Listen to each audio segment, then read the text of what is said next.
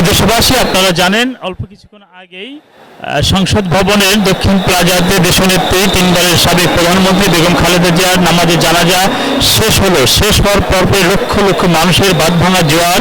এখানে army, police, BDR, BGB সহ অসংখ্য নিরাপত্তা রক্ষীরা আছেন, তারা নিরাপত্তা দিচ্ছেন। এই নিরাপত্তার বেষ্টনী ভেঙে ঠিক নামাজের জানাজার শেষে লক্ষ লক্ষ জনগণ বাঁধভাঙা জোয়ারের মতো তারা প্রবেশ করছে। কোনো প্রকার নিরাপত্তা দিতেও হিমশিম খেয়ে যাচ্ছে। তারপরেও আমরা দেখতে পাচ্ছি মোটামুটি আইন শৃঙ্খলা রক্ষাকারী বাহিনী সকাল থেকে কঠোর পরিশ্রমের মধ্য দিয়ে তারা নিরাপত্তা দিয়ে যাচ্ছেন এবং সেই নিরাপত্তার বেষ্টনী ভেঙেও কখনো কখনো অসংখ্য লোক, অসংখ্য জনগণ এই দেশপ্রেমিক সাবেক তিনবারের প্রধানমন্ত্রী দেশনেত্রী বেগম খালেদা জিয়াকে এক নজর দেখার জন্য, তার নামাজে জানাজায় অংশগ্রহণ করার জন্য উপচে পড়া ভিড় লক্ষ্য করেছি লক্ষ লক্ষ মানুষের। এবং অল্প কিছুক্ষণের মধ্যে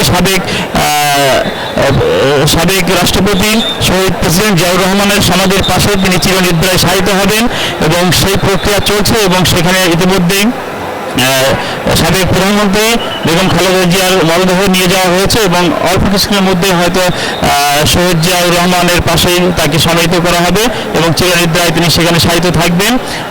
এখন আমাদের জানাজা শেষ হওয়ার পরে আমরা দেখতে পেলাম লক্ষ লক্ষ জনগণ বাঁধভাঙা জোয়ারের মতো তারা জিয়া উদ্যানের দিকে ধাবিত হচ্ছে এবং সেখানে তাকে চিরনিদ্রায় শায়িত করবে, সেখানে এক নজর তারা দেখার জন্য। এখানে আপনারা আমার চারিপাশে দেখতে পাচ্ছেন আপনারা অসংখ্য নিরাপত্তা রক্ষী, আর্মি, পুলিশ, বিজিবি,